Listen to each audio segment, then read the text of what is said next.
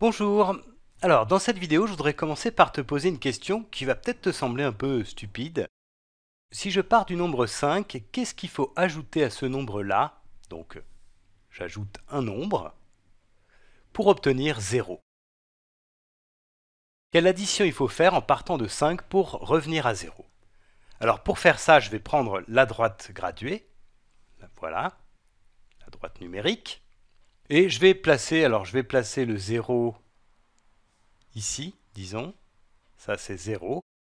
Et le nombre 5, je vais le placer ici, il est situé à 5 unités vers la droite de 0. 1, 2, 3, 4, 5. Donc ici, c'est le nombre 5.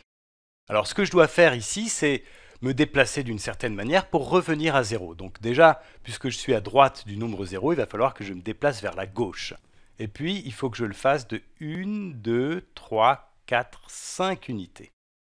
Donc si je pars de 5 et que je me déplace vers la gauche de 5 unités, je reviens à 0. Ça, c'est pas une surprise puisque 5 moins 5, ça fait effectivement 0. Mais du coup, ce que j'ai fait ici, c'est ajouter en fait le nombre moins 5. Donc ce que je peux dire, c'est que si je veux ajouter à 5 un certain nombre pour revenir à 0, eh bien ce nombre-là, c'est le nombre moins 5. Voilà, alors ça te paraît peut-être tout simple, mais il y a un mot technique qu'il faut connaître, c'est que moins 5 est l'opposé de 5. Et ça, c'est une manière de dire que si j'ajoute ces deux nombres, eh bien je trouve 0. Donc si je fais 5 plus moins 5, 5 plus moins 5, eh bien ça, c'est égal à 0. Et en fait, on peut lire ça aussi dans l'autre sens. 5 est l'opposé de moins 5, puisque effectivement, si je pars de moins 5 et que j'ajoute 5, eh bien ce que j'obtiens, c'est 0. Voilà. Alors ça, c'est quelque chose de très général, et tu vois qu'en fait, un nombre et son opposé, eh bien, ils ont la même valeur absolue, c'est-à-dire qu'ils sont situés tous les deux à une même distance de 0, mais de part et d'autre de 0. Donc ici, on a 5, son opposé, c'est le nombre qui est situé à 5 graduations vers la gauche de 0. Donc ça, c'est moins 5. Et tu vois que 5 et moins 5 sont situés à la même distance de 0. Alors on va prendre un autre exemple.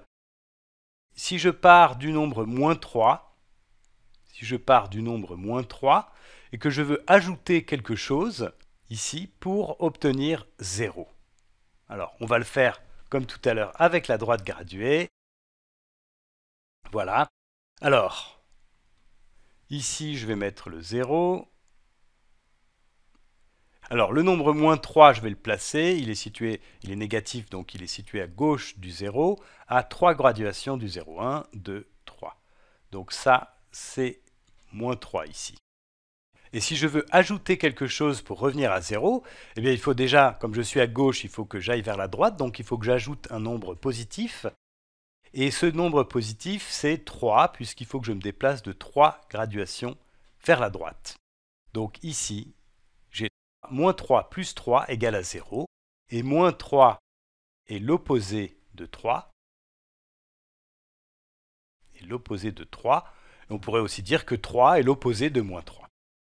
Alors ça marche pour tous les nombres. Hein. Si je te demande quel est l'opposé de 1 725 314, ça revient à se demander qu'est-ce qu'il faut que j'ajoute à 1 725 314 pour revenir à 0.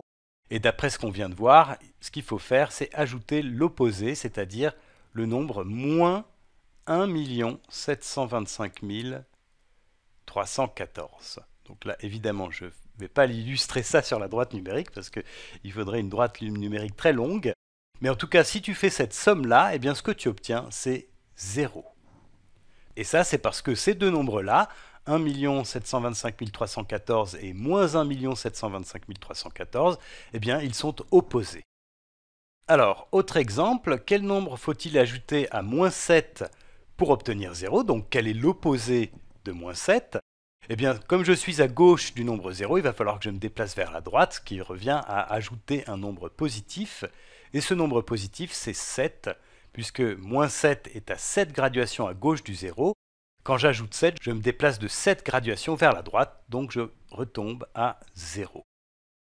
Et donc une autre manière de dire ça, c'est que moins 7 est l'opposé de 7, ou bien 7 est l'opposé de moins 7.